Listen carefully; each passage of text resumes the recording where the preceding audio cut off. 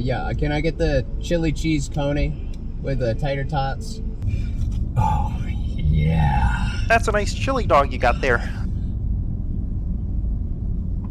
What's up, Jimmy? Dad? I got this game for you.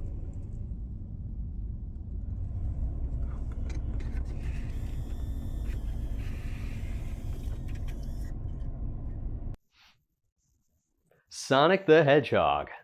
What a mess. Now I love me some Speedy Furries, but he's a bit of a roller coaster in terms of game quality. I mean, see, a lot of people think that the graph of Sonic games, good to bad quality, looks like this, but it actually looks like this. They've never known how to make a game. They're the most inconsistent game company ever conceived. I mean, everyone likes to talk about, oh, Sonic 06, the worst game ever made. But see, 1 year before that, Sonic Rush came out. That game was based. And there's plenty of other examples, and people like to say, oh, well, the original 90s games were good. The original side-scrolling pixelated games. Like, there's so many games that came out in between those that were also really shit. I personally think Sonic Team just has a really bad habit of not learning from their mistakes. See, they'll make a game, it'll be bad, and they'll look at that game and they'll say, absolutely nothing from this game will ever work. That's what they say. It's like, no, every game has some potential to be good. Even Sonic 06 has a potential to be good. There are good things in it. Not many, but there are good things in it. They just need to take the elements from their past games that work and put them all into one game, instead of just throwing things at the wall and hoping something sticks, because it never does. Because when you throw something at the wall, you have to grab the other thing that sticked the most and then try it again, you know? It's like you learn from your mistakes. My point is, I have absolutely no expectations for Sonic games anymore. Just not at all. After Sonic Forces decided it was going to go back to the boost system that I liked, and the game wasn't any good, it's just, I don't know anymore, man. The only aspect of development that has me with any semblance of hope is the fact that our Lord and Savior Ian Flynn has come to write the story. And in case you don't know, Ian Flynn writes the story for the comic book series of Sonic. And those are actually kind of good. So, you know, maybe the story at least could be good. You know, the stories have kind of been nothing for the past, like, 10 years. Gameplay-wise, the primary gimmick that's been advertised is the new open world gameplay, which sounds great for Sonic. I mean, if it's done well. The idea of being able to run as fast as Sonic and just go in an open zone area, like that sounds really fun. But again, Sonic Team seems to be bad at handling new ideas a lot of the time, so it does make me more skeptical than I once was. And also the game does have a new combat system, but it is also going to be bringing in some of the traditional linear levels as well. I plan to tackle each aspect of the game individually, and I'll be ranking them from S to F. Here's my chart. You like my chart? I'm not reading it out. You need to start doing things on your own for once. Well, I'm sure Sonic is tired of waiting, because, you know, he's kind of fast. So let me tackle what is probably the most important aspect of the game. Take it away, only audio me. Thanks, green screen me. I hate you.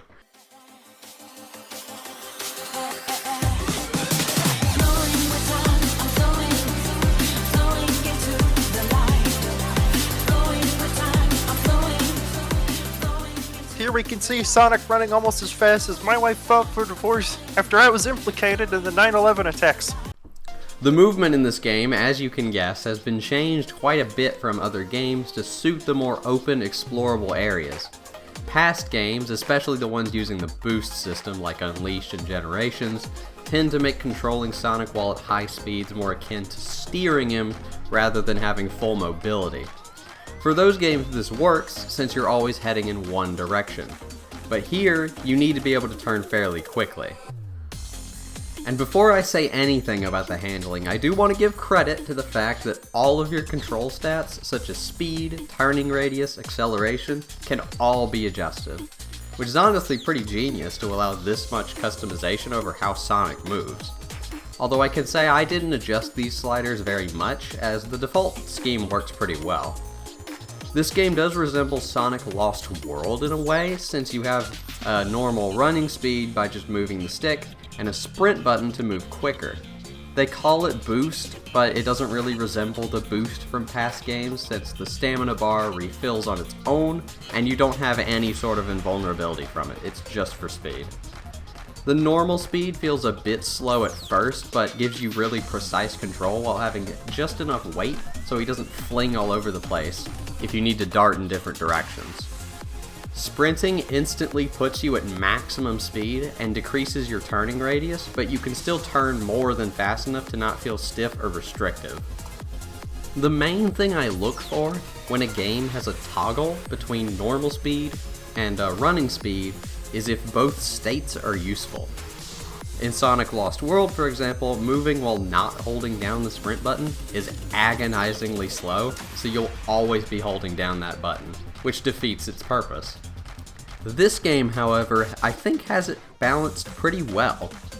Boosting is very fast, especially once you've leveled up, and is purely meant for speed, as the normal movement is essential for precise adjustments and platforming. The stamina meter is pretty pointless though. For one, in the open world you get so much of it that the chances of you running out are very slim.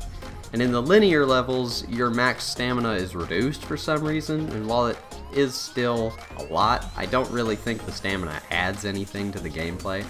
It just means you have to slow down for like half a second if you run out. Very minor annoyance, but it's still a questionable decision to add it here. Quick stepping in this game works the same as previous ones, but for some reason the input for it is very delayed. Considering the whole point is to quickly dodge obstacles, this renders it kind of useless. Your turning in the game is so instant anyway, so a move like this is not really even needed. It isn't used that much anyway, luckily, and for whatever reason, it isn't delayed if it's in an auto running section. And that's where the only place where you really need to use it anyway, but it kind of, it doesn't really matter, but it's still weird. Now for jumping, your jumping speed is capped at your normal running speed. Jumping while at sprinting speed will slow you down to your normal speed. Now this is pretty traditional, all Sonic games slow you down at least to some extent when jumping, so that way you don't jump about 4 billion miles forward, but I think it's a little bit less noticeable in this game. Normal running speed can get you a pretty decent distance, and the slowdown is fairly quick, but gives you just enough delay so it doesn't feel like Sonic 06 in terms of instantly slowing you down. It feels light without being too floaty, and it has a natural arc from rising to falling. Double jumping gives you a small boost, but is just high enough to be useful, and I think it's an improvement over Sonic Colors, or especially Sonic Forces. Another good change, however, is that the homing attack has been mapped to its own button rather than sharing it with the jump button. Looks like the Sonic Unleashed fans get a win this time, let's go! I do especially like it for this game though, because I found in Sonic games that have a double jump, I sometimes would want to do the double jump, but I would home in on an enemy I didn't even know was there. Luckily, that's no longer an issue, and mapping the buttons separately does make sense considering the combat controls, which I'll talk about soon. However, the homing attack bounces you backwards too much when you hit them. Some enemies are used to reach higher areas, but having them knock you backwards and delay your input for the next one means it's not that satisfying to do. Sonic Forces also had this problem, but at least their consecutive homing attacks were still faster. And confusingly, this problem isn't present when attacking balloons, but despite them serving the same purpose. Now, mid-air boosting is really wonky. It gives you more vertical distance than horizontal, which is somewhat pointless in most scenarios because you already have a double jump. Along with that, it just has been significantly slowed down compared to past games. I liked having the option of a quick air dash to keep the flow when platforming, but here it doesn't really serve that purpose.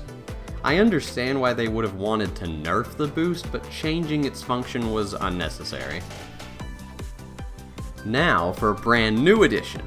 The drop dash from Sonic Mania has been added. After a double jump, holding the jump button as you fall will charge up a dash, so when you land on the ground, you get a massive boost. The speed and length of the boost is affected by how long you charge it, so jumping off large cliffs into it is really satisfying. This does somewhat make up for the air dash being bad as well, because it serves a similar purpose of keeping your speed going after a jump.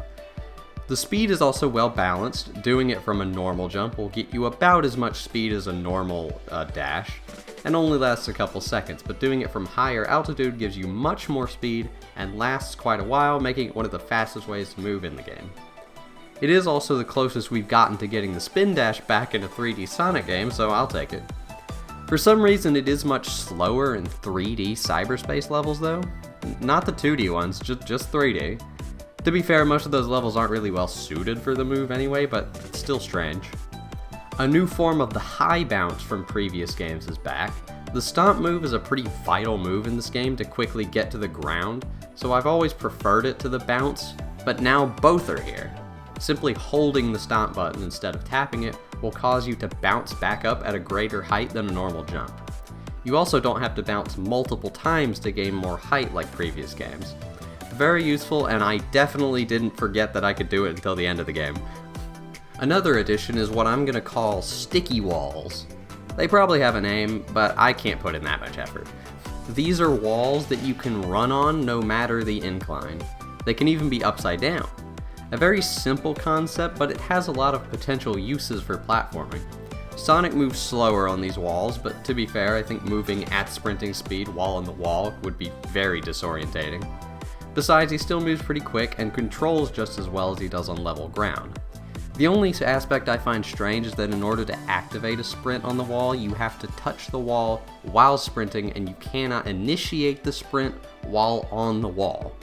Sonic climbs on the wall incredibly slow with no input held, but when you do hold the input, he runs at a normal jogging speed instead of the sprinting speed. I think this speed should just be default, and holding the input no matter the starting point should boost into max speed, same as it is on the ground. Now, rails are too simple to mess up, and I mean, they work the same as they always have. You move forward on the rail, and you can use the stick to swap rails if one's next to you. Changing rails mid-grind can sometimes be a little glitchy though if you're going max speed, so that is something you have to be wary of. Ayo, they finally got the balls back to enable the ring dash on every line of rings. The most recent games always require either a power-up or the trail of rings had to be a specified type that was glowing. They weren't cool enough to give us the wall jump on any wall though, so, this is only a half win. The skydiving controls are good. Falling is slow, but still gives just enough directional steering speed to not feel sluggish like it does in Colors or Lost World. Diving gives less directional speed while giving you higher falling speed and accelerates over time. Again, it isn't as slow as Lost World or Colors. I like the flip he does before accelerating to give you a moment to think after pushing the button so you can cancel it if you need to. I also like this better than the extremely fast falling and heavy steering that was in Unleashed and Generations. I think they did a pretty decent job adapting the control scheme to work in a more open environment while keeping the game feeling fast. The turning controls feel quick without being too loose and uncontrollable. The game has a sprint mechanic that doesn't feel pointless. Jumping is decent but has some control differences to get used to, along with homing attack and air dashing being a little bit clunky. The drop dash does make up for some of that though. The controls here are a major step in the right direction, and I hope they keep it for the next game so they can work out some of these kinks. I'm going to give it a B+.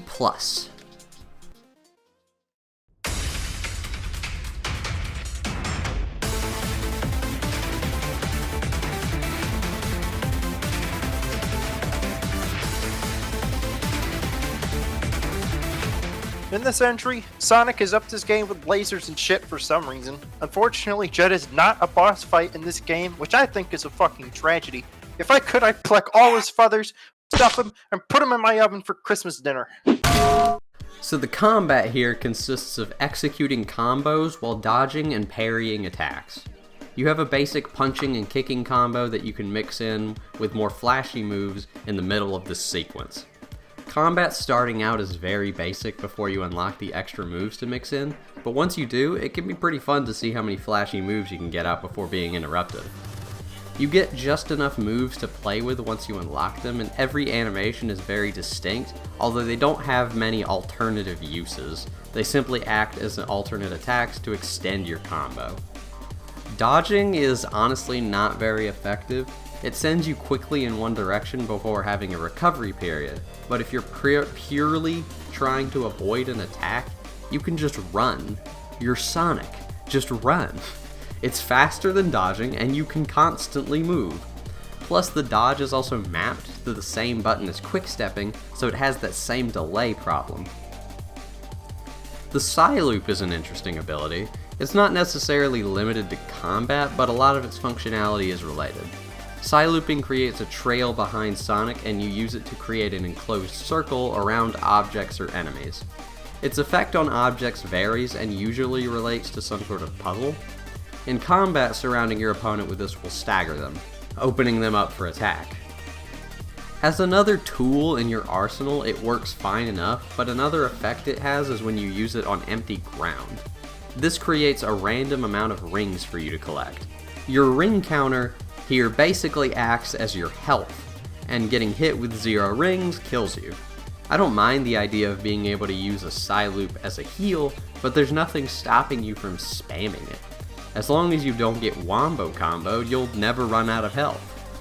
Parrying is unbelievably overpowered, mainly because it is not contingent on timing. You simply have to hold the button until you get hit. It even gives you a powerful counterattack, making it one of your more powerful options. I don't think the parry needs to be some Dark Souls style parry where you get 2 frames of a parry window, but it should still be timing based so that it's possible to fail it. You could be an actual baby and still win against enemies because you just hold the parry until you win. The combat is still fun as long as you don't exploit this and focus on combo chaining, but having an option to exploit it be so easy is a huge issue. Because of this, the quality of the combat is very reliant on the gimmicks and or quality of the enemies, so I'll leave the combat with a C. That way I can let the enemies judge the rest of the ranking when I get to them.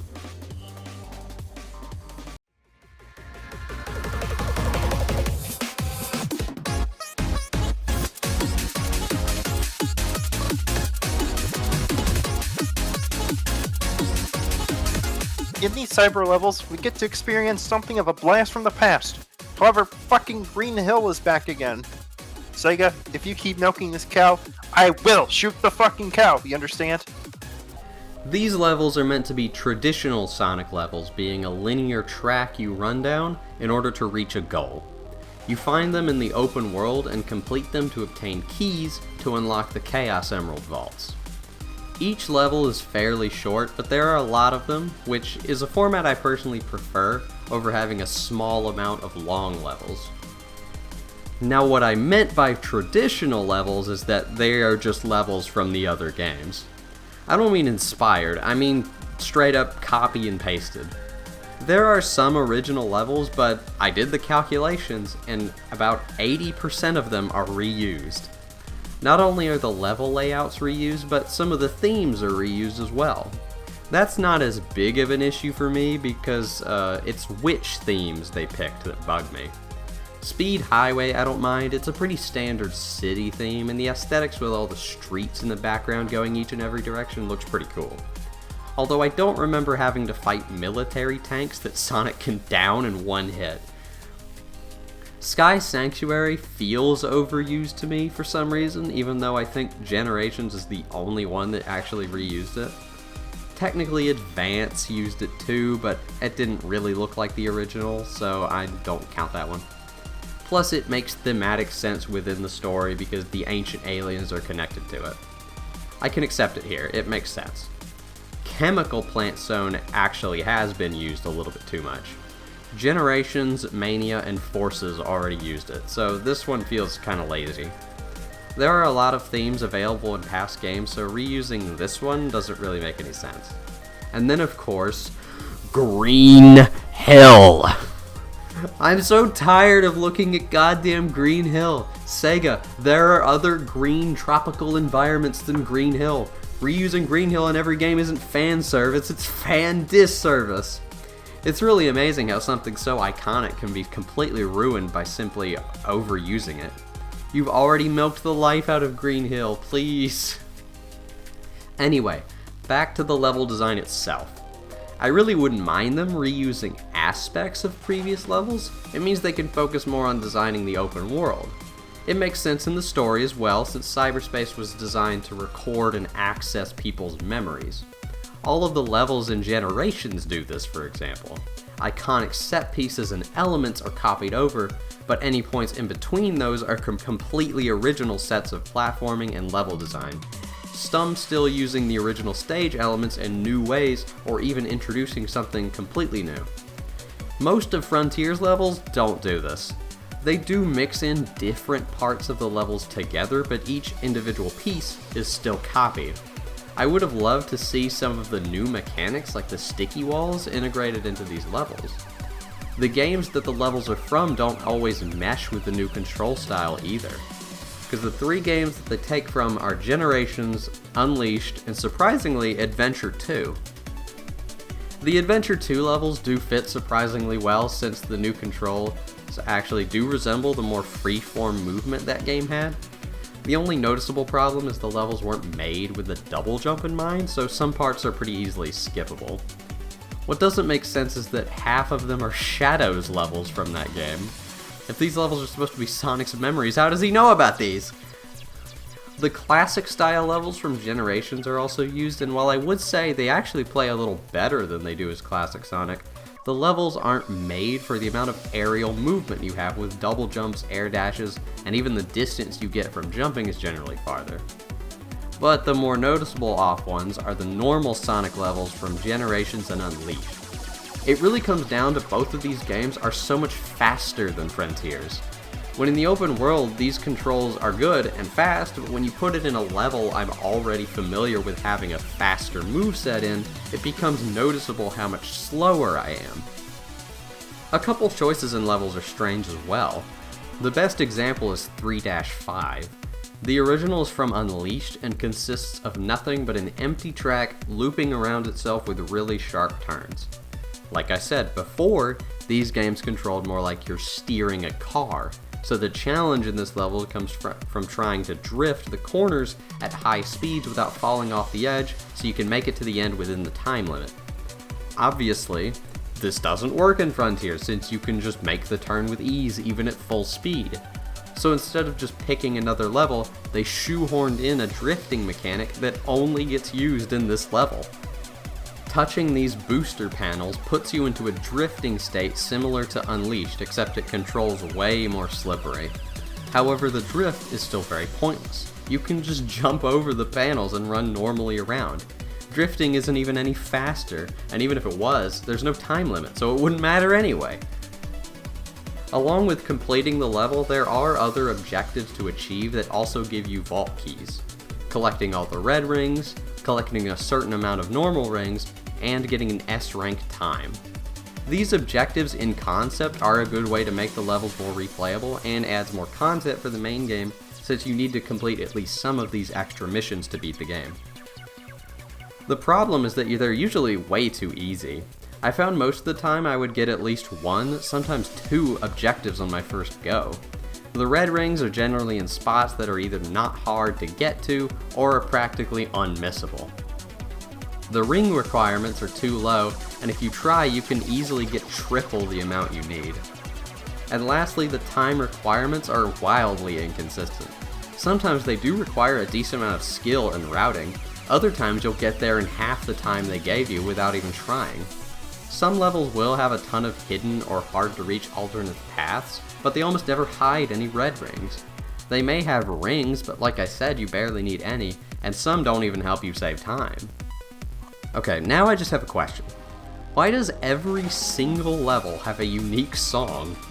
I like the music, and the fact that there are that many songs is impressive, but it's also excessive. I find the music is less memorable when there's too much of it. I honestly think having less music and just reusing it is actually a little better. I want to listen to some of the music tracks more, but I can't if it only plays during one level.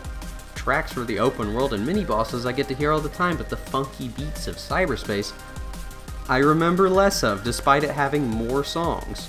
More is really less in this case. Probably should have spent that budget on some other parts of the game. I think your priorities are a little off if there is that many unique songs, but none of the actual levels are unique.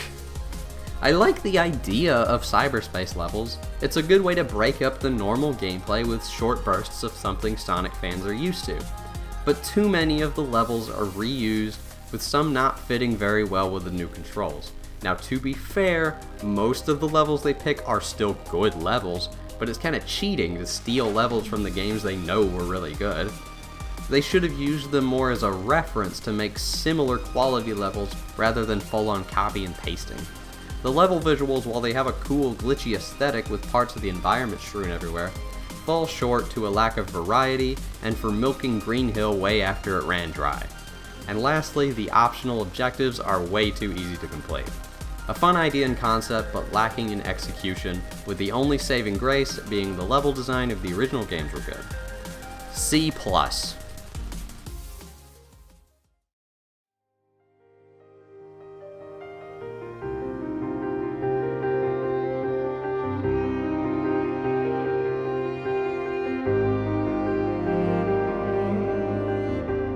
The open world in this game is pretty lush and vibrant, but for some reason it looks like Tony Hawk is prototyping his new game in the sky.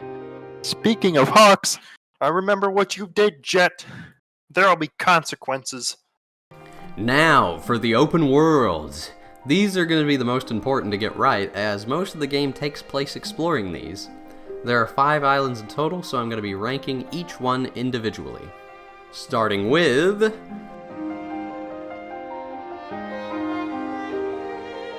Once you finally escape the land of originality, a new surprisingly detailed and realistic looking land awaits. With Sonic's typical cartoonish art style, this is a bit of a clash, but honestly it kinda works. To be fair, they've been mixing in anthro hedgehogs with normal ass people for a while, so I mean, it makes sense.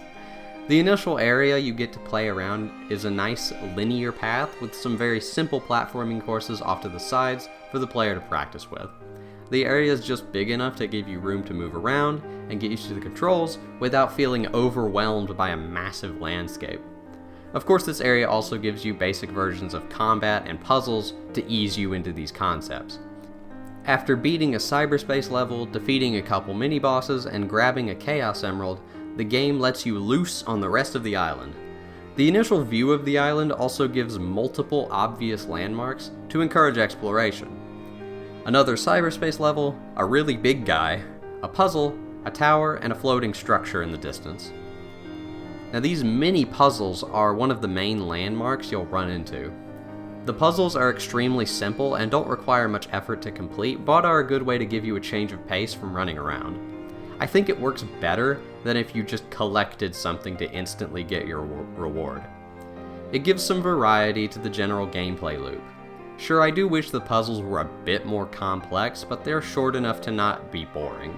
Solving the puzzles will unlock pieces of your map, give you a defense or a damage upgrade item, and it'll connect a grind rail between here and the nearest puzzle if you've completed that as well. Pretty substantial in terms of rewards. Now the grind rails that they create are basically this game's replacement for fast traveling. Grinding on rails is actually faster than running somehow.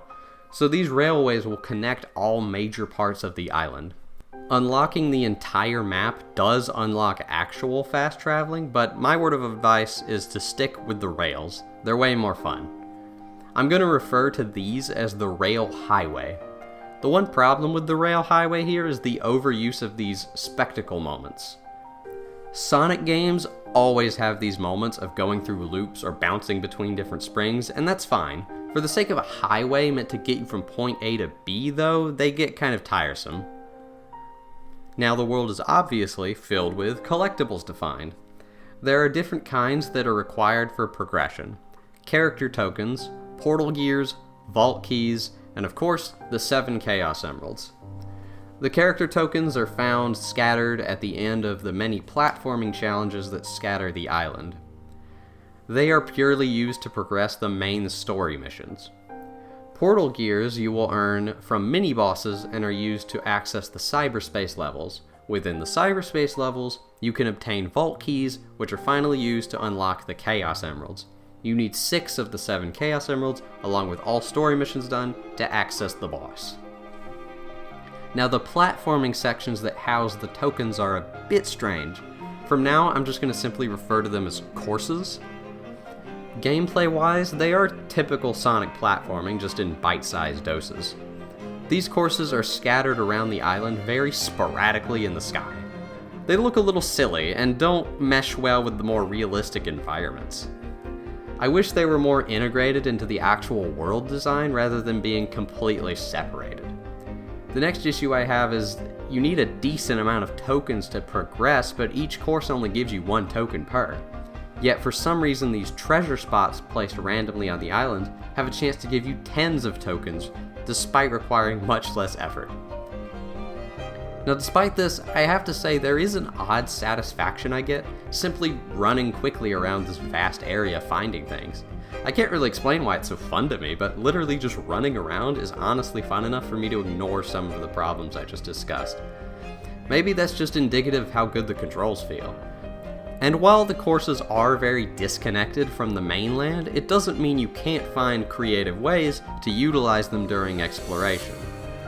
Although in terms of the collectibles you have to get, the requirement is obviously much lower than the max amount you can get. However, for some reason there are no rewards at all for getting any more items past what is required for the story. Honestly, pretty strange for a Sonic game to not have at least some sort of 100% reward. Now, another collectible you can find is these adorable creatures called Coco. They harbor the souls of an extinct alien race, full of regret and anguish. The Coco tend to swarm around important locations like cyberspace portals and Chaos Emerald vaults. They are hard to see with how small they are, but putting them in consistent locations makes it easier, along with the noise they make that leads you to them. Giving them to the Coco Elder will allow Sonic to upgrade his speed or maximum rings. I don't really understand why all of your stats can go to 99. By the end of the game, I only had around 20 speed and ring capacity upgrades. Attack and defense, I believe, were around 40, and I felt pretty powerful in hard mode, so that's very excessive. Getting 99 speed also makes Sonic unreasonably fast, which is funny, but not very practical. Back to the courses. Their design themselves are okay, but do tend to have too many of those flashy moments I mentioned earlier. These are a staple of Sonic games that are necessary for pacing, but with how short most of the courses are, having a spectacle moment for each one is very excessive. What's also disappointing is the new sticky walls I talked about. I personally don't believe are utilized very well. Running on some of the bigger ones is fun, but it's never really used in interesting ways for actual challenges. Most of the times it's used for action displays like loops and stuff. More minor enemies do appear around the island as well. The combat is mostly reserved for mini-bosses, but there are some weak enemies to give you some practice with the combat. These little guys are pretty pathetic and don't get a chance to fight back at all if you're aggressive. The ball guys all die instantly to the kick beam attacks. Generally, I don't think the enemies add much, and with how easy they are, I think investing more time into making the mini-bosses better would have been a better use of resources. Lastly, the music is very atmospheric and somber. Very different for a Sonic game, but I vibe with it. I understand a more bombastic soundtrack like usual would get tiring after exploring a while, so it makes sense. The more typical music is reserved for bosses and cyberspace levels. Despite a lot of negative opinions I have about the overworld, I can still have a lot of fun. All of these problems do not ruin the game at all, but it does leave me with a desire for more. The courses are fun and require some quick maneuvering and some precise timing, but could use less spectacle and need to be integrated better into the open world design. I think Sonic Team needs to take the groundwork they've made and simply improve it. Please do not pull a Lost World and change everything for no reason. This open world is an amazing formula that just needs to be refined. The controls and visuals more than make up for the shortcomings, but if I'm rating Kronos Island by itself, I can only reasonably give it a C+. Also, I will not ramble on as long for the next islands as they share a lot of the same issues. I'll only cover what's different. Hedgehog inbound. I repeat, Hedgehog inbound. Shoot him down.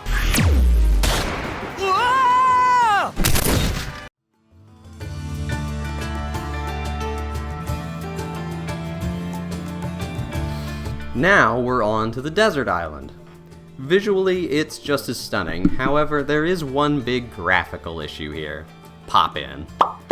The pop-in of course objects is pretty bad. Some objects will appear from a major distance, but then other objects right next to it don't appear until you get right next to it. This doesn't have any negative effect on the actual gameplay, but it's still very distracting and takes away from the visuals. All of the courses are far more abundant in the wider desert landscapes, but functionally are a bit better than Kronos. Because of the abundance and the more vertical cliffs that are a part of the map, there are more creative ways to utilize the courses for travel. It does come at the cost of cluttering the visuals though. The landscape and world design are improved as well. Not only is the map bigger, but there's more diversity in the landscapes between the giant open desert, the interconnected pathways and verticality in the cliffs and plateaus, and even an oasis or oceanside view. You've even got some cool underground areas to find. The wyvern flying around in the background is also a memorable set piece that helps you look forward to the next boss encounter. There are also a couple of areas reminiscent of the traditional linear levels, both of which are fun and, unlike Cyberspace, are actually original. Puzzles do ramp up slightly in difficulty, but not by much. There are new puzzles, however, such as some skydive minigames. Not a fan of these that require nighttime though. It's the only gameplay utilization of the night and day system, and just wastes your time if you have to sit around and wait for the time to change. The issues I had with the rail highway are actually fixed. Having little to no spectacle or challenge moments makes them perfect for fast travel replacement. Traveling quickly above and around the landscapes is very fun and gives you some great views. A lot of the enemies here are about as pathetic as before, but some can be somewhat annoying to come across. These dudes will shoot out balloons for you to bounce on and reach them, but anytime this happens, your camera is forced to focus on it, which can be annoying if you simply wanted to run by it. The normal goons are also a little worse to fight since they spam this shield that can only be broken with a Psyloop. Not difficult, but extends the fight longer than it needs to be. You can even get your emeralds stolen. But other than the graphical issues and some of the new enemies, Ares Island generally improves on Kronos with better courses, bigger and more varied landscapes, and the rail highway is more straight to the point and effective.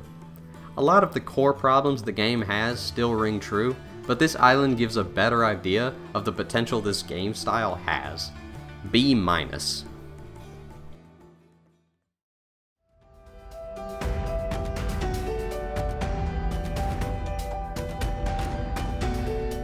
After getting shot down by artillery again, you land on this ashy volcanic island. This is definitely my favorite island visually. You're on the near peak of the mountaintops, and instead of the ocean, you see a layer of clouds below you. You can see the volcano spitting smoke out the top from any distance, but you can also see another hill covered in an icy top. You can even see some lava rivers and lakes. The actual world map is interesting gameplay-wise as well, since instead of one massive landscape, you have to traverse the more narrow pathways with big chasms in between. This allows for more platforming to be utilized for actual exploration. Now, despite the better visual and world design, the other aspects of gameplay take some steps back. The main gimmick for the courses here are these 2D side-scrolling challenges. There's nothing wrong with these on their own, and even some of the other islands had these as well.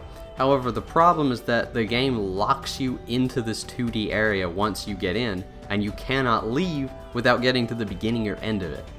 This severely limits the ways in which you can use the courses to experiment or explore. Some areas it even locks you into 2D in an open area, which forces you to do things it looks like you could just run around. While I think the side-scrolling style does allow for unique challenges, I don't think the island always utilizes it. Most of the 2D courses could be moved in freely like normal and they wouldn't be any different. The 2D gimmick is just restrictive and doesn't really benefit the gameplay. The rail highway has also devolved into being even worse than it was on Chronos.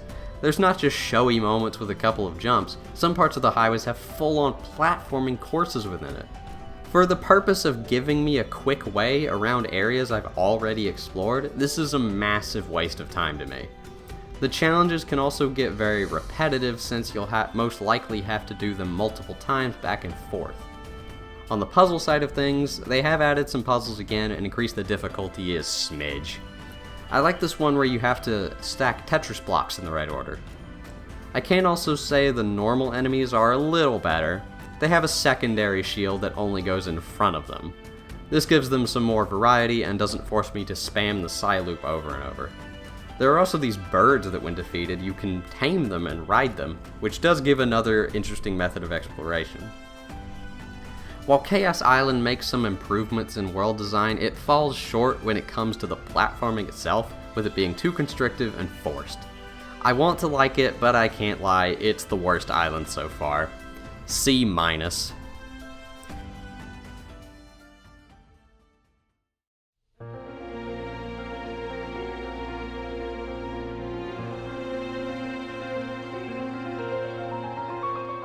Now we return to Kronos Island, but we get to go to the northern part that we didn't get to explore previously.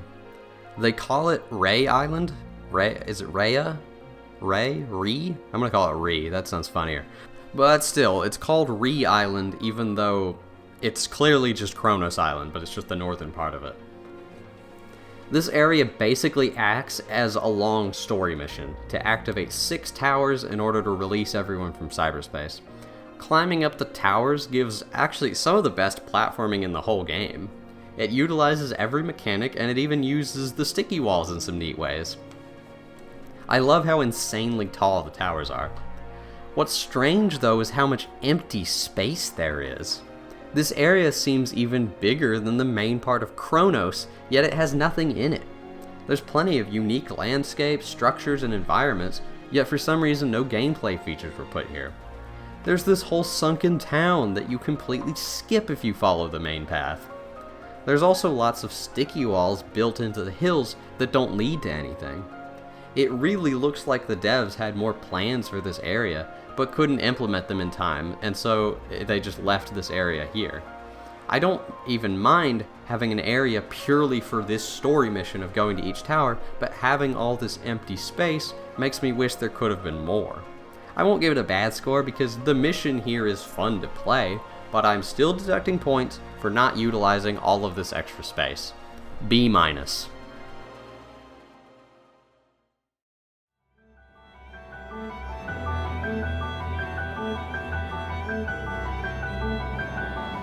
Now this is the part where they ran out of time or money. This area feels like Kronos Island, but bigger and less interesting. The landscape is way flatter, none of the environment is new, and there's even less story missions.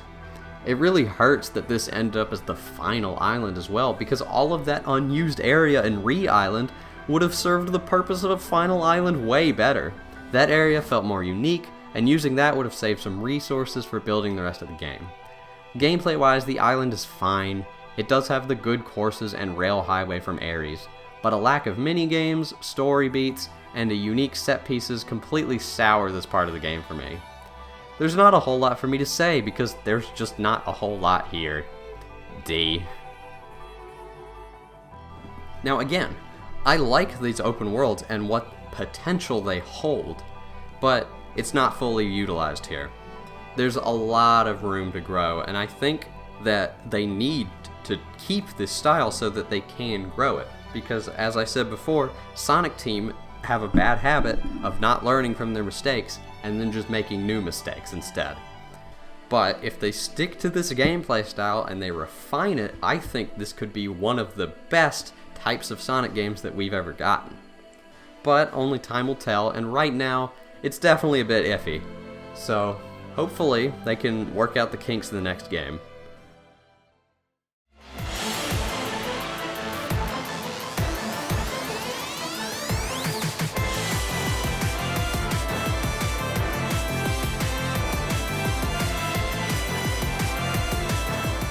I lost 15 years in that fucking federal prison, Jet. I'm coming for you. Now these are the guys that hang out in specific spots around each island. You have to beat some of them to progress, so let's hope they're fun to fight.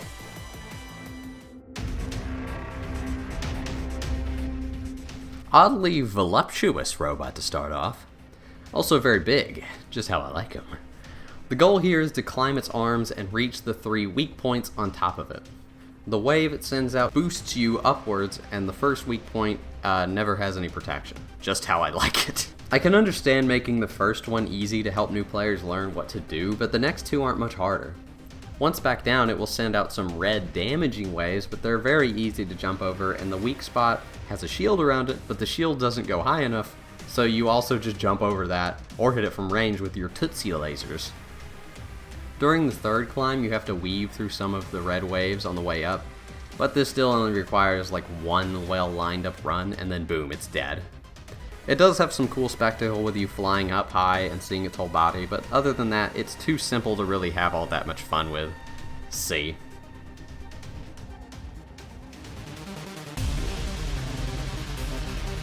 I'm glad the idea of ninjas predates civilization. Or maybe the aliens invented ninjas? The ninjas serve as the basic mini-boss with no gimmicks and only utilizes Sonic's combat mechanics. They have slow charge attacks and some fast swinging combos that go on for a little too long. They can block your attacks and are fairly mobile, so you do have to pay attention to not get hit. The normal ninjas are very basic, but later tiers like the Shinobi and Kunoichi get enhanced movesets. They gain the ability all Japanese people have, which is to teleport and duplicate themselves. But for real, these moves are pretty dangerous, and they're just enough variation in moves to be engaging. Obviously, parry spamming will still turn them into jokes, but the moveset they have is fun if you engage with it. B.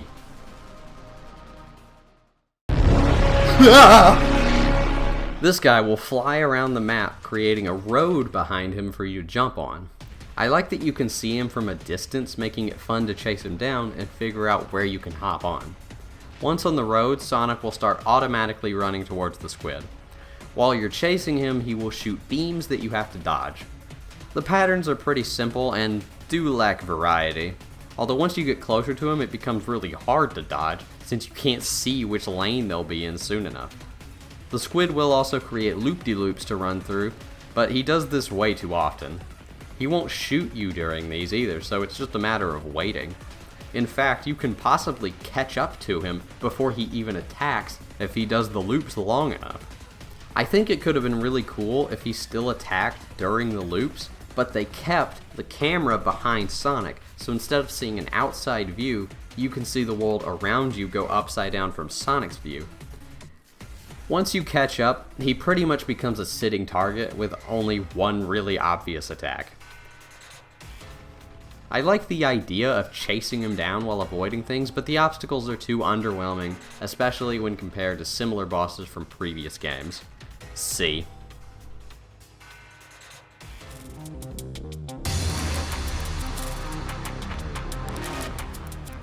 Now the tower's only weak spot is his head. However, reaching that head can be a little tedious. You can destroy pieces of his base and lower him to the ground, but he will always bring his donut shield down and block it after a certain point. It can be a long waiting game for him to reveal his shaft, especially if he decides to fly around.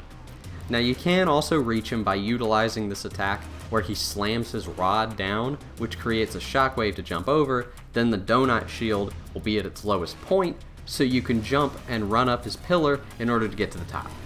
What I don't like is there's no real indication that you even can run up him. And even once you get on top, sometimes your combo will get cucked by the donut shield, since its hitbox is bigger than it actually looks. His surface looks nothing like the sticky walls with this property, and the game never explicitly tells you this is how it works.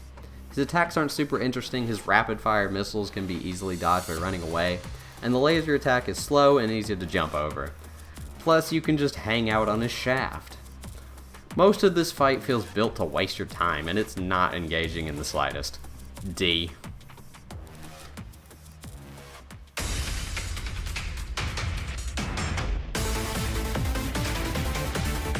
Riding the shark is a fun ride, with him dragging you across the whole desert and jumping through the air. He moves very fast through the sand, while Sonic has to hold on for dear life. The gameplay, however, is all just quick time events. And that's it. Pretty boring. C-.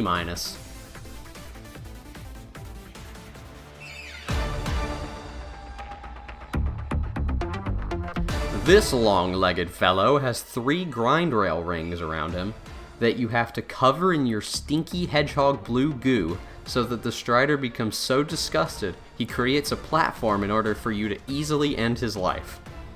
While trying to shit on the rails, he will shoot lasers at you, but they are so slow and insignificant that it doesn't matter. The only thing that could kill you is bad depth perception with this camera angle. Now he does have a second phase with better obstacles, but unfortunately, his health pool is low enough that you can typically kill him before this even triggers. Pretty boring, and the second phase is too easily missable. D.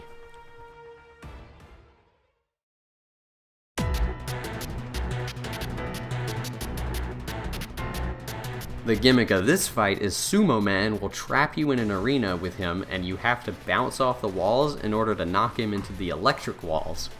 Attacking directly does no damage as he is too fat. Knocking him into the walls is also unreasonable, however. You only knock him a short distance, which would be fine if the electric walls would stay in the same place for more than 2 seconds. Knocking him back and forth is a pain, but the alternative is too easy.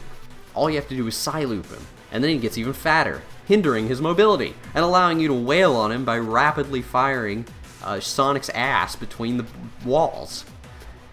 The fight in concept is fine, but it's either too tedious or too simple, so it doesn't end up being very fun. D.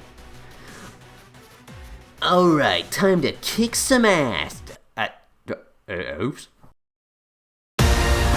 What's going on? Sonic has been sucked into a sand vortex. You have to control him and dodge any projectiles or spewing fire he directs towards you. All you do is move around quickly to dodge, but it's still fun. Once you start spinning around him, you can attack between his flamethrowers by timing your attacks in a consistent rhythm. It's pretty satisfying to get each hit consecutively. And of course, once he's down, you can do what Sonic does and beat the absolute shit out of this robot. It's fun, but there's not a lot of substance, and the fight will get boring after a few fights since there's not really much dynamic about it. C.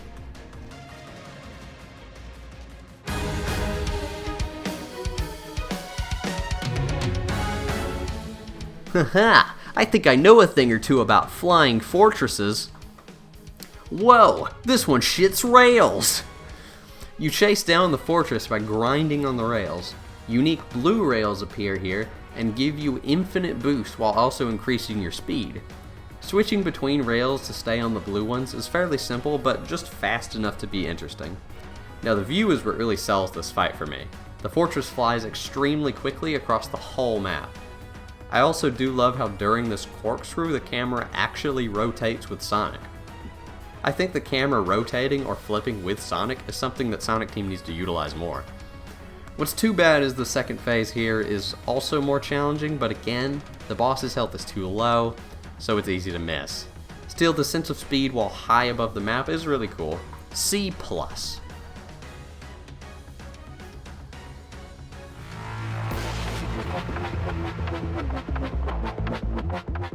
Why do so many games have to include spiders? I feel like arachnophobia isn't that uncommon. Of course, this spider is very robotic and goofy looking, but I am still offended and will be sending a letter to Sonic himself. In order to damage him, you will have to side loop his legs. This isn't too hard, but he will try to stomp you with as many legs if you're not careful. Once his legs are gone, he's down for the count. Ah! Why does the most inspirational music I've ever heard play here? Well, here you get a skydiving obstacle course. Why can't Sonic just move around the cube of spikes? Don't question it. It's a normal skydiving section, but it's probably one of the best put together in the game. Also, the height that the spider sent you flying is kind of insane. Of course, you come crashing down onto the spider and cripple it. I would feel bad if he wasn't a spider. It's good, but it gets a reduced score for being mostly a skydiving section with no unique gimmick. B-.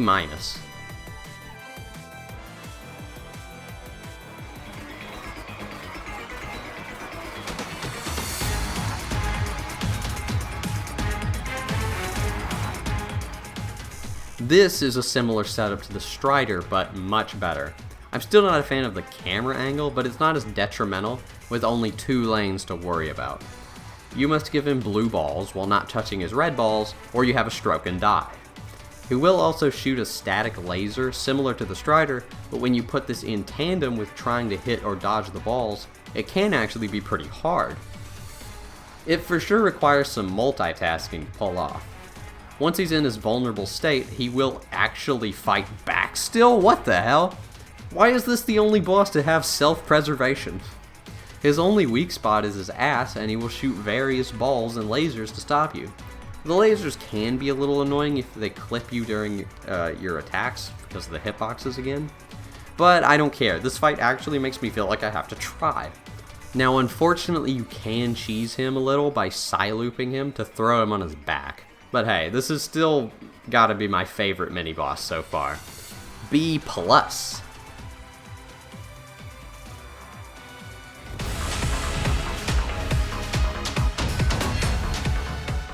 The Ghost does play some sick tunes, but is practically just a time trial challenge. He'll suck up your rings, and you have to side-loop all of the statues to kill him. He doesn't even get vulnerable and let you beat him up, he just dies instantly. Not necessarily bad to play, but it shouldn't be classified as a boss, when it's just a simple platformer time challenge. A D. Now the bosses here are a lot more inconsistent in quality than many other aspects of the game. Again, I see potential here with this combat, but I think some of the problems here lie with the fact that A, the combat is just not super engaging if you just spam parry, and I almost feel like they knew that because of every boss has some sort of gimmick. The ninja is basically the only one that doesn't. And then when you have every fight have a unique gimmick, they're always going to be really hit or miss. So I honestly think for future games, they need to just refine the main combat, make the parrying more difficult, make dodging a little bit better, add in some more moves or something, add in some extra mechanic, I'm not sure, and just focus on that and then have more basic enemies. I think that would work better. Obviously you'd have some gimmicks because this is still a platformer. You can have some platformer gimmicks, but I think they need to be a little bit more focused on what each boss is.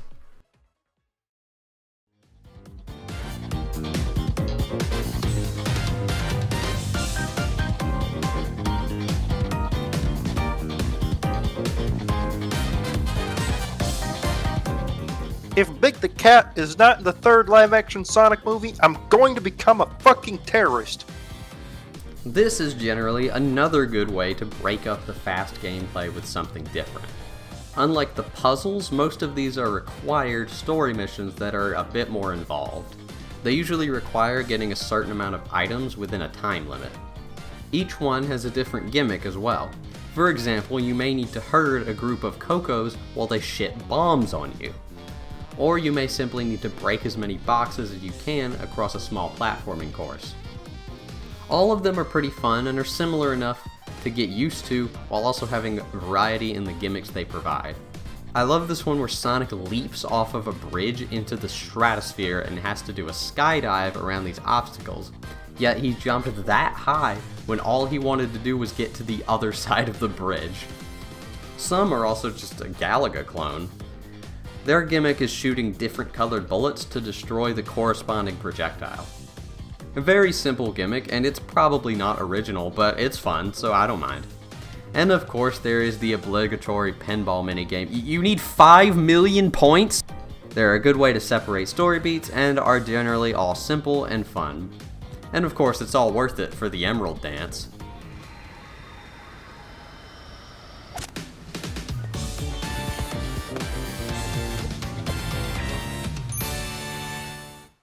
Big, what are you doing here?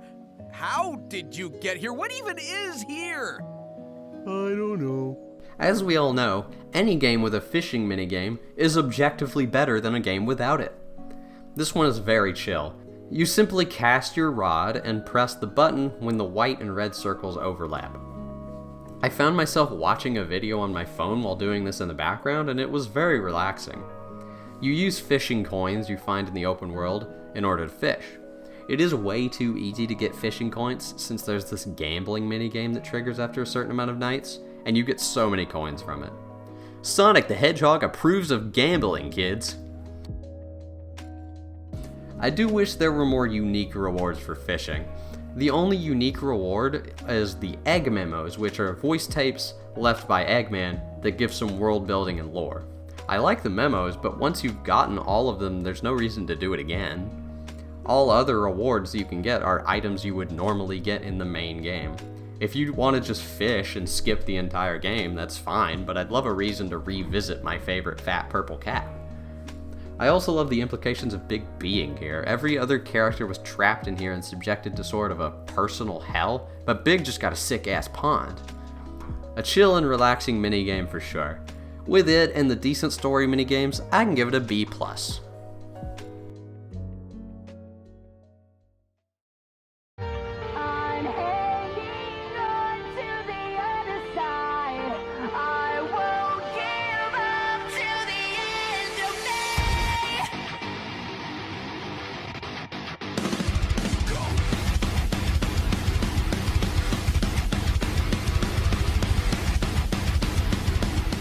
Alright, this is what you've been waiting for. You know these bosses mean business if you have to go super to beat them. This Sonic game is unique in being the only one to have multiple bosses as Super Sonic.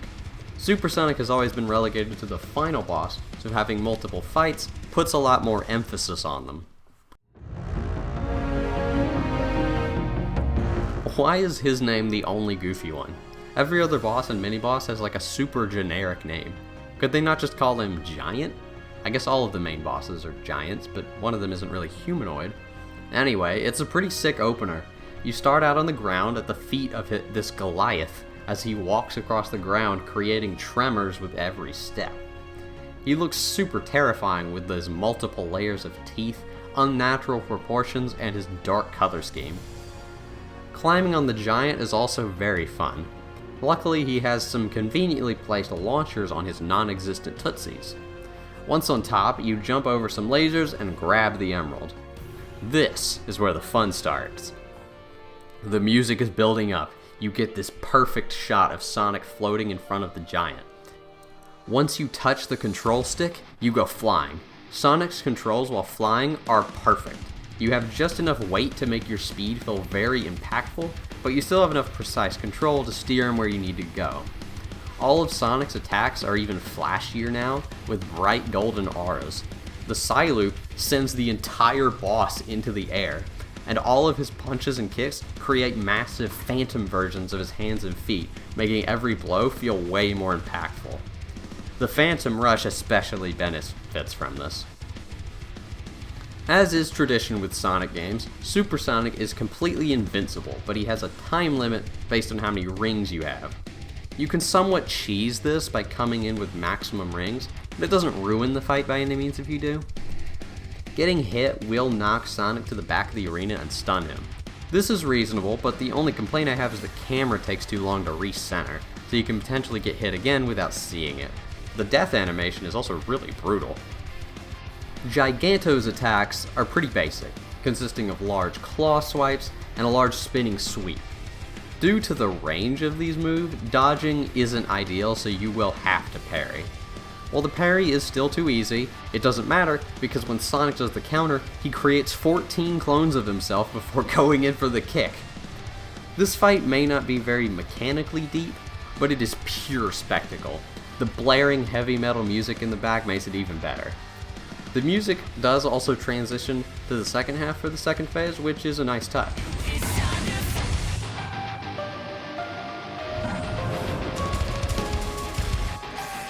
Once you have his health, he starts spewing so many lasers out of his back. They don't really do much, but they look super scary, so I don't mind. He'll shoot a laser out of his mouth, which Sonic of course just throws away, and he will also clap you. Which Sonic then backhands it and summons his ninjutsu clones. This boss is a pure power trip, and you feel like a god beating the crap out of this massive Goliath while playing as this tiny 3-foot hedgehog. Sure, the fight has some flaws, and it isn't very mechanically deep, but come on, this is insanely intense. And I mean, with the music, it's no question this battle is one of the best in Sonic history.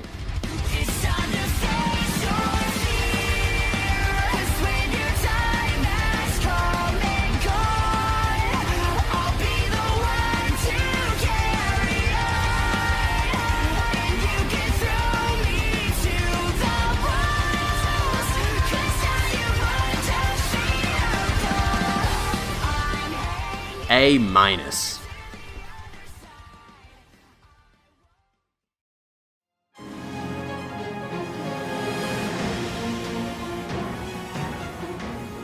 He's more like a flying snake with 2 arms, but I guess wyvern sounds more threatening. He looks really scary due to the many pointy spikes along his body. In the area before the tower, there are actually a couple other towers that lead to nothing for some reason. You only get rings from them, which is kind of pointless since, unlike Giganto, you can get rings during the fight once it starts. Doesn't hurt anything, I just question why they're here. Once you climb the main tower, you'll see the lead up to this fight is a lot more involved than before. Hopping on will give you the same path as when you chase the squid boss. The quick step section here is a lot better though. The projectiles are placed in more tricky patterns, and there is more variety in the type of obstacles as well. Plus the spectacle value is better due to the wyvern flying around you and you're much higher off the ground. Chaos Emerald in hand and the chase really starts. The view of flying through the entire island is like the Fortress mini-boss cranked up to 11. Sonic automatically moves while you steer him and dodge missiles. The pathway you follow feels perfectly engineered to give you the best sense of speed and scale. You can see the entire island while you also are flying through the sky at what feels like the speed of a fighter jet. You even get some dives closer to the ground to get some good views of the inner canyons. Dodging the missiles is simple but fun, although it seems like getting hit doesn't really punish you at all. He gets stunned like normal, but it doesn't seem to slow you down at all. Not a big deal, and once the wyvern swings his tail at you, Sonic does the logical moves and grabs it by the tail and tosses it into the side of a mountain. A lot of the display here, outside of the flying, is done through cinematics, sometimes with QuickTime events. I usually would criticize a fight for interrupting with too many cutscenes, but since the entire purpose of this fight is for showing insane action and power, I can get down with it.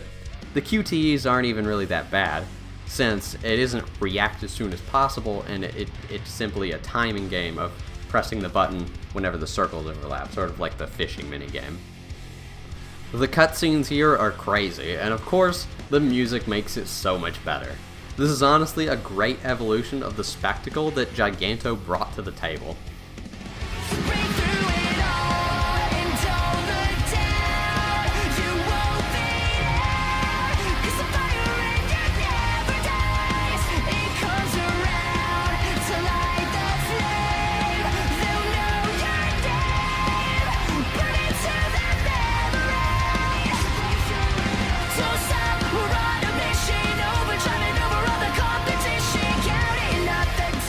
A. I'm here to go beyond my limit, not to compromise. And you can tell me if I mean it, looking in my eyes. Cause I've been waiting for my... Oh god, he's really cool. He has wheels for feet. He's also kind of curvy. Ooh. Watch out, this tripod also has a sword, and he's ready to use it. I think the scariest part of him, other than his sword, is his mask. It also could be a perspective thing, but he seems way bigger than the other two. He'll send you shockwaves as spikes and slam his extendo hand.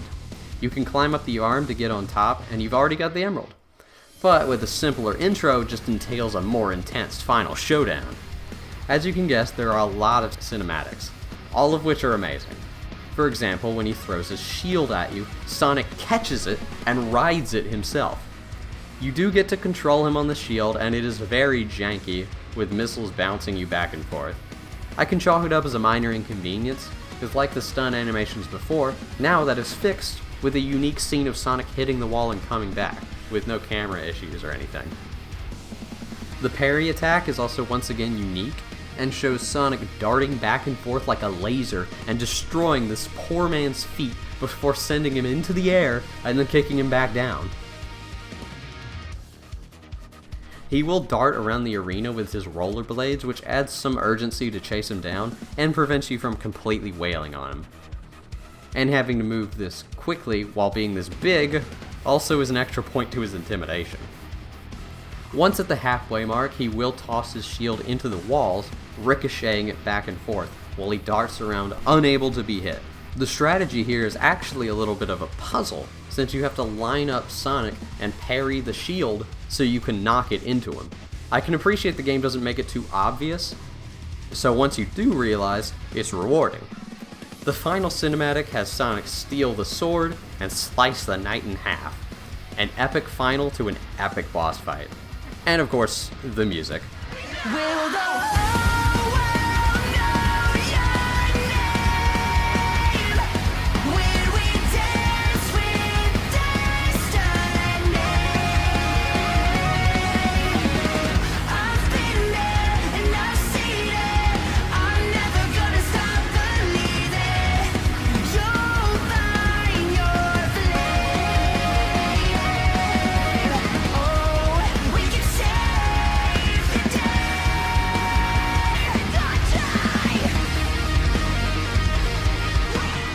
A.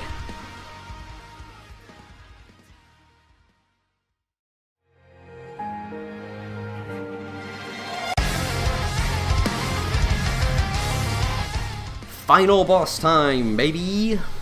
The last 3 bosses have been ramping up in intensity perfectly, so the final one has to be a crazy.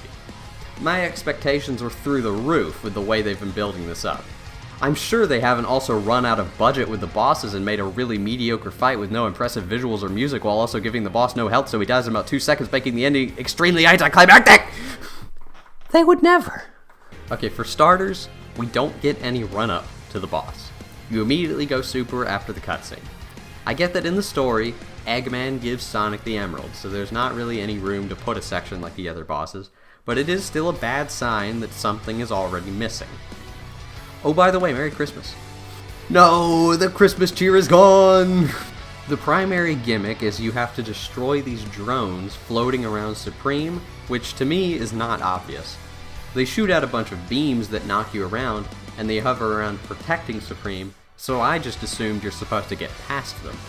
The game still lets you attack him too. He just pushes you to the back of the arena after you do it for too long. When fighting the Knight, it was made very clear that you needed to do something extra when his shield was flying around because he moved around too much to get hit, and the game refused to register any combos you tried to do on him. But here, you theoretically could kill him without ever attacking the drones. It would just take forever. It can be hectic to dodge all of the projectiles, which is fun, but it should have been made more clear where your target is. Once you destroy one, Supreme shoots some beams at you, which then you reflect, and then you get an opening to actually attack. That's all whatever, but what's important is having some action-packed, flashy animations. What does Supreme have? Well, he might pull out a gun and shoot you, and then Sonic just flew up to him. He didn't even dodge the bullet. Where did it go? He never uses the gun again, by the way. And I'll admit, his second phase transition looks badass. He grows these massive wings. However, once the fight starts, they disappear! What's the point if I only get to see them for one shot? He doesn't even have a unique parry animation like the others. He just reuses Giganto's version.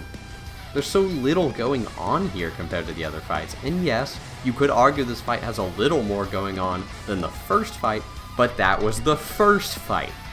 It is supposed to be more of an introduction. And either way, Giganto has better music. Now don't get it twisted, I have nothing wrong with the song made for this fight. What I do mind is that the vocals of the song don't kick in until you're already like a third through it.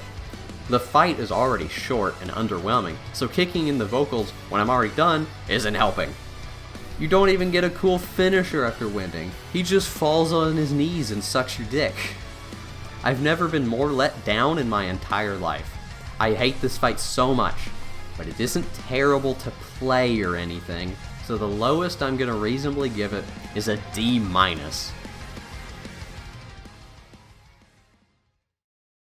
Is that it? But wait! That wasn't actually the final boss! This has to be the redemption. We're going into space, and we're gonna fight the mysterious god that nearly wiped out an advanced alien race. It's the moon? A big space rock. How do we fight it? It's the Galaga clone. What?! The final boss is the Galaga clone minigame from before? We've gotta be at like negative budget right now if this is where they went. Now, if we talk visuals, the scene of flying around the Earth along with the very inspirational music is good. The end, as it's called, also has constant dialogue during the fight, all of which is very interesting. I'll cover it more in the story bit, but I still find the boss so strange. I can't say I was disappointed when this came up, I was more confused. The actual shooter minigame is really hard for some reason too. If we talk about this in a vacuum, then it's the best shooter level. It's probably one of the best shooter levels I've ever played in any game, but you get bombarded with a lot of bullets of both colors, so you have to manage swapping between black and white bullets consistently. My main issue is these lasers don't give near enough time to warn you as to where they'll appear. And the fight goes on for about 5 minutes straight, so if you die, it's really tedious to retry. I'm so confused, but honestly, I would still argue this is better than Supreme, since at least the fight actually lasts more than a second. The display of flying through space along with music is great, and the gameplay, while it is a space shooter, is still more challenging and interesting than Supreme. C, I guess? The bosses are so cool, but it's such a letdown at the same time. Like, the first 3 are amazing. They're amazing shows of just action and intense visuals. It's like, it doesn't even matter that the gameplay isn't that good, but then Supreme is just nothing and a complete disappointment. And then the end is a confusing choice where they definitely had $1 left in budget, and so they just had to put something there. So I don't know. I mean, you know, that's 3/5 good, so I mean, I guess that's okay. Well, no, it's not. That's terrible. You know Tootsie, no Feetsy, way too many laser having Godzilla looking ass a bitch head ass. Don't make me send my piss-colored hedgehog at you. Through my revolutionary new self-duplication technology, you'll never be able to defeat him. Don't ask me why he's piss-colored, though.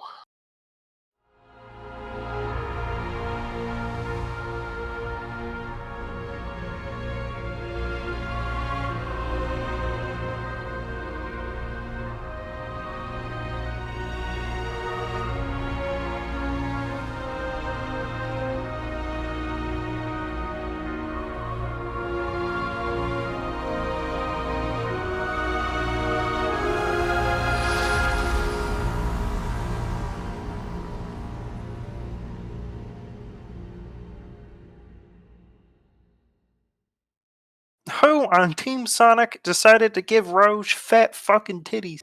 Okay, I'm gonna try to go through the story in order and explain what I think the story does well and what it doesn't. The games for the past 10 years have not had great stories, but I've higher hopes for this one since it's written by Ian Flynn. Now, I've never reviewed a story, so please be gentle. I bow down to you. Who made Sonic? Oh, he was arrested for money laundering. Okay, so quick summary.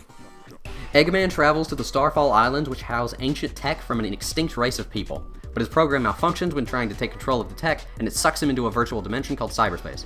Sonic, Tails, and Amy head to the same island since Tails noticed the Chaos Emeralds have all converged on the island. Their plane gets sucked into a vortex into cyberspace, and Sonic manages to escape. Sonic gets told by a mysterious voice to defeat the Titans in order to save his friends. Sonic then goes through to find Amy, although she is stuck halfway between the two dimensions and can't physically interact with the real world. Once she is half freed, Sonic gets infected with some sort of virus. Along with this, a strange girl named Sage tries to stop them from proceeding by taking control of the ancient robots. They start helping the native Coco inhabitants who seem to be stuck in the past, acting like the island is a paradise when it is clearly abandoned and ruined.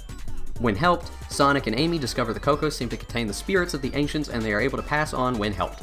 Sonic and Amy also get flashbacks of the ancient race's past, showing they were locked in some sort of war. Sonic then goes on to save Tails and Knuckles while learning more of this ancient civilization and how they were fighting some intergalactic threat.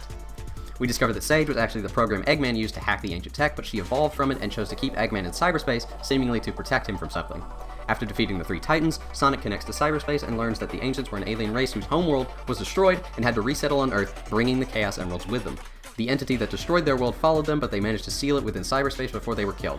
In doing this, Eggman and Sonic's friends are released, but so is the evil entity. The virus at this point fully takes control of Sonic, freezing him in time. Sonic's friends decide to return into cyberspace to bring Sonic back and stop the evil being. Sonic, Sage, and Eggman team up, defeating the evil being, bringing his friends back after Sage sacrifices herself to stop it. Okay, I hope that made sense. Now I'm going to go into more detail about what I like and what I don't like. For starters, I do appreciate how quick the intro is. It gives just enough context to start the story without making me wait forever to start playing. Eggman gets sucked, Sonic and friends are flying towards the island to get the emeralds, they get sucked, bam, you're playing the game. After the first level, you also get another short cutscene of the disembodied voice telling Sonic to defeat the Titans, and then you get to play a while and learn the controls before the story starts again. Once you find Amy is when you may notice Sonic's voice sounds a lot different. This game maintains the same voice cast as previous Sonic games, but all of the voice acting across the board is much better to me. Roger Craig Smith's performance as Sonic in particular sounds a lot more natural and is easier to take seriously than the sort of surfer bro voice he did before. Yeah, that's pretty much how I roll. Okay, let's finish this, Eggman. Tails, I need to know what's going on with this guy. Oh, hey, sounds like the party started. Want to let me go and join in? No? Of course not. You hate fun. Amy, is that you? Me? You're the one who's only half here. I've been infused with weird zappy stuff before. Besides, I feel like it gave me some kind of boost. Along with this, Sonic is more well written here as well. He comes across as more compassionate and worried about the safety of his friends. In more recent games, he's come across as selfish and arrogant, so this is a nice change. A great example of this was when Sage first appears to attack. He reacts in concern when seeing Sage, since he assumes she may be trapped just like Amy is. You leave immediately. Where'd you come from? Are you trapped too? I especially love this exchange with Amy. Maybe we should just let them wrap it up on their own. We have to see this through. We still haven't found Tails. We've been wrangling children and taking detours the whole way. Are you telling me you would leave behind someone in need? No, but I'm also worried about you. You can't help anyone if you're stuck in limbo. Wait a minute. Is Sonic a likable character now? One problem that does come up, however, is the actual animation for the cutscenes. The more important ones, like you just saw, are very well animated with a lot of subtle body movements and expressions. But other cutscenes, the characters will just stand there super stiff and loop through like 3 different preset animations. The lip sync doesn't usually even match. I would understand if the movements were like this for the optional conversations, but it's like this a lot for the main story scenes too, throughout the whole game. For me, it definitely takes away from the storytelling sometimes. Now when Giganto shows up, they effectively display that he means business. When Sonic tries to fight him, he gets baseball tossed into another dimension. How is he not dead? The story here so far is also alluding to a greater mystery, as Sage alludes to. Amy is also written well too. She acts more calm and mature, but still keeps in her trait of wanting to help others, no matter how unrealistic doing so may seem. Which is of course shown by Amy insisting to help the Coco despite Sonic's doubts. She is still emotional as well when shown the flashback of the 2 alien lovers who died in the war against the End. They were reunited right before the end. They're together now. You take a minute. I'm gonna keep moving. It is also worth noting that the alien race share visual similarity to Chaos from Sonic Adventure 1, suggesting that they are going to give a clear explanation as to where he came from. Now that Sonic has the Chaos Emeralds, it's time to beat up some robots while listening to heavy metal. Why is this shot so stretched? Oh my god, Sonic can fly! Okay, now here's the crazy part. In the next scene, we get character development. When this is over, I want to share that love with the world. Even though it may take us far apart.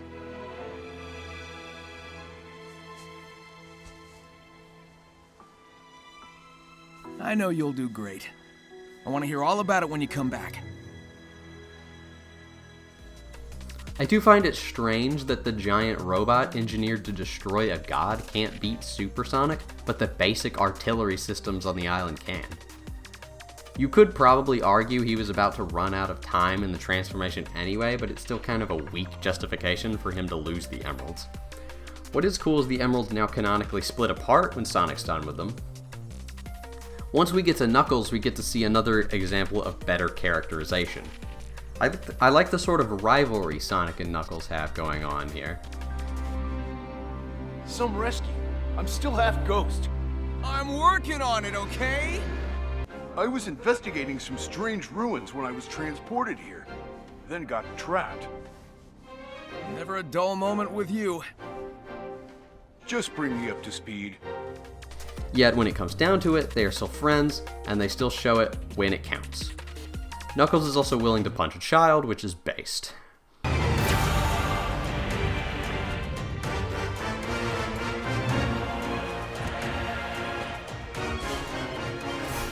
Whoa, whoa, whoa! Time out!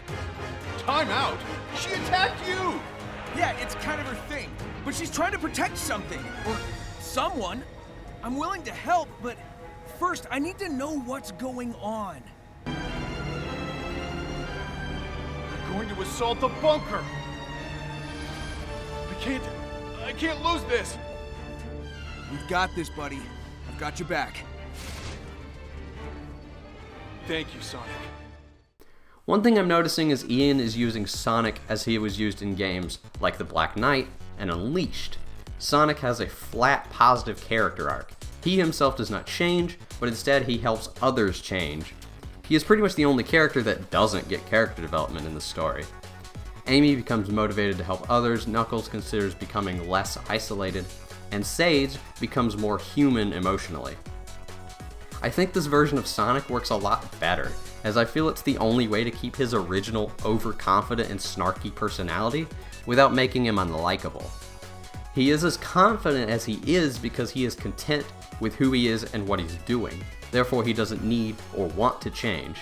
It makes his confidence and trust in the good of other people come across as mature and knowledgeable rather than reckless and arrogant. I'm glad Knuckles isn't treated as a complete idiot anymore. There's a lot of examples of him being knowledgeable of architecture and being a good leader. He uses that to recognize that the aliens are related to the echidnas in some way, and he's able to help the Coco soldiers pass on. Eggman even gets to show a compassionate side, with Sage proving to be a true companion. Well, she's the best. It's a program. An adorable program, a very personable program. I wonder if she has a preference. Considering every other sentient robot he's made has wanted to kill him, it's oddly wholesome. Not bad. Things would have been over faster if I'd been Super Knuckles. Why do the characters always refer to their super forms in the third person? Memories. Oh, come on, again? Once Sonic finds Tails, you see him take in more of the virus as it's now starting to affect him.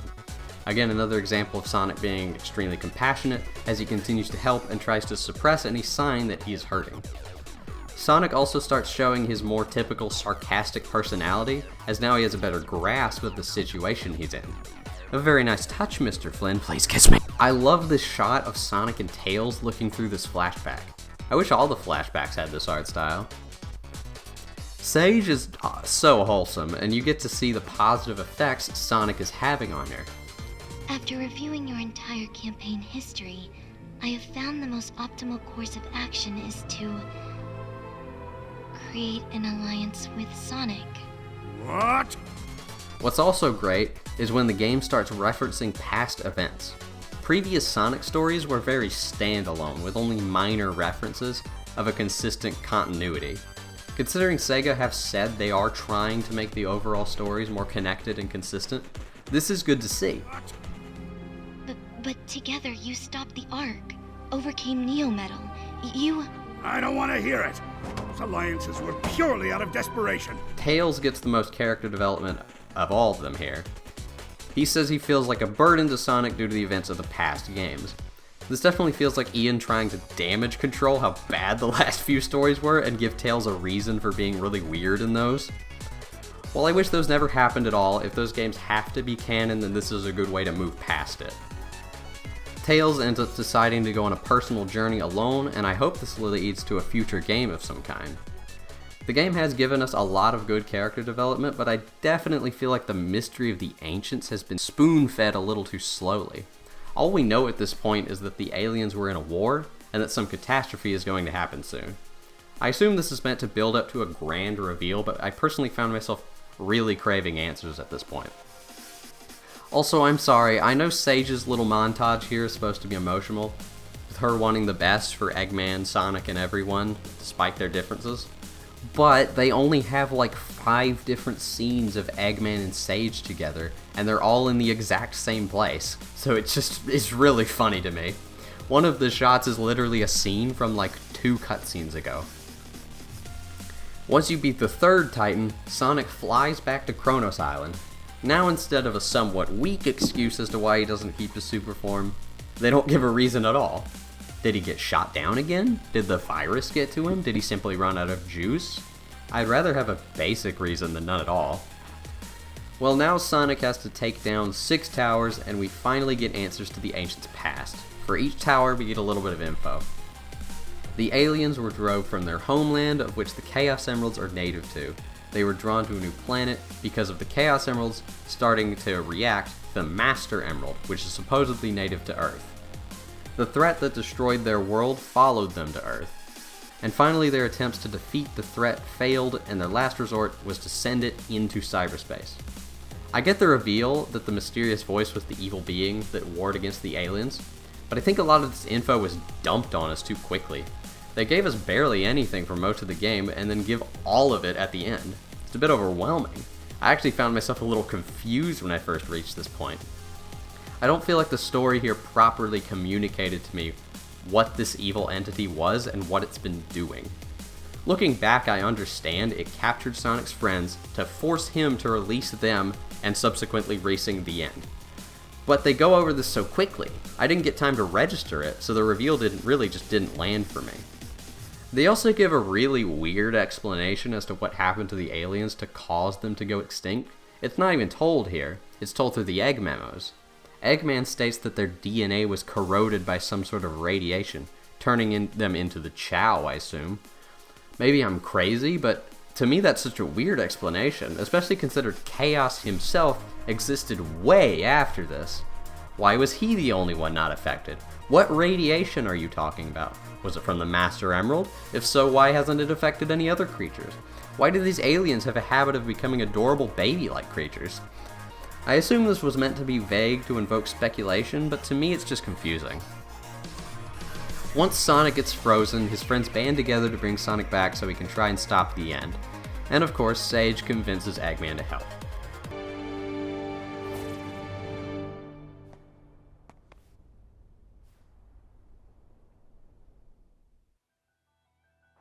Whoa, how did we get here? You can't just instantly cut to the next island with no actual transition. I can assume that Eggman flew Sonic here in his little aircraft, but it's still so jarring. This is also the point where the story really feels rushed, and like they're trying to quickly get to the end. The story was so good up to now, why is it falling apart?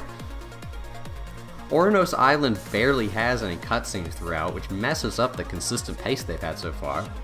Eggman gives Sonic the last emerald, you fight the really lame boss, then the end escapes into space. Sage takes control of Supreme, which is cool because she said she couldn't take control of Titans before. It could be just because it's not under the end's influence, but I like to think it's just because she got stronger. He took your home world. He took your lives. Are you going to let him do it all over again? I need your help. We can end this. Please. Sonic and Sage fly out, with Sage sacrificing herself to stop the end. The end gets some really cool dialogue as well during the final shooter section, considering it's basically the only section where we get to actually see the end's personality. It is nice, although the whole godlike entity of pure evil shtick has been done in Sonic before, so it's still not that interesting. Countless stars, countless worlds, countless lives, all fell to me, all brought to nothing, brought to order, to neutrality, to nothing. I saw your mind as you ran through my prison. You have fought machines and gods. They were mighty.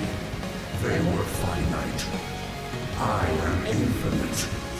I am nothing. I saw your mind. Your courage never wavered. Why? My captors built a whole reality to contain me. Aw, poor Eggman. The after-credit scene does allude to her returning, however. I like this story, though, especially when comparing it to the last decade of Sonic games. The characters are all very well written and get really good character development. The premise of ancient aliens that harnessed the Chaos Emeralds and relocated the Earth is interesting and deepens the lore of what these emeralds even are. But the story starts to lose its steam towards the end, and the ultimate reveal doesn't land properly to me with how they paced it. But this is still a great direction for Sonic games going forward, and I hope they bring Ian Flynn back to do more. The story has its issues, but the characterization is so good that I was able to look past a lot of the flaws. Maybe I'm being too generous, but I'm giving the story an A-. Well, this is it. We've done it. The game is good. It's honestly a breath of fresh air because it does feel like Sonic Team have actually, taken some of the criticisms that the other games have had. And it feels like it has taken other aspects that people already liked. For example, there's a run button, which the only other game that's had that is Lost World, and it wasn't really well received in that game, but they improved it and then reused it, and it actually worked. The story is obviously way better.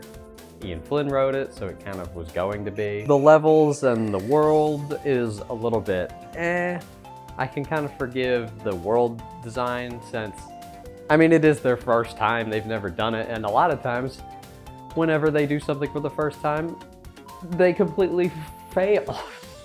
So, not terrible considering Sonic Team's reputation. And then the bosses are good. Well, the main bosses are really good, except for the last one. And then the mini bosses are kind of meh. It's like there's a lot of good here, and then even the worst stuff is usually just mediocre. It's not really bad, and it's like I can easily see how they could improve upon this. Just please, Sonic Team, use this game structure that you have here. Reuse this and just make it better next time. That's all I want. Because I don't know if you know this, but see, what we like to refer to as the boost system, they made 6 games? 6 of those games, let's say 5, Sonic Forces doesn't count. And they actually got better as they went. And it was because they were sticking to one game style, or as when they returned to that same game style and improved upon it, it ended up being better. So take this game style for the next game, same controls, maybe even a similar design on having individual open worlds, just make that better. That's all I want. They have also announced 3 upcoming free DLC for the game to release all in 2023. So that's pretty exciting, and I'll probably review that when it comes out. And even the last one coming out is supposed to be more story, so maybe it'll fix some of the issues that the story did have. Maybe it'll add new stuff. I'm not sure what it'll be, but that's pretty exciting. And the fact that it's free is based. As a Sonic fan, I am actually quite reinvigorated in the series. I mean, I was already still interested. I was going to keep up with it, but it does have me hopeful for the future. And with the new people they've got working and the steps forward they've made, it's Sonic Team. It'll probably still crash and burn again. And to anyone who disagreed with what I said, you have the right to your own opinion. Don't let anyone else persuade you, even if you're wrong.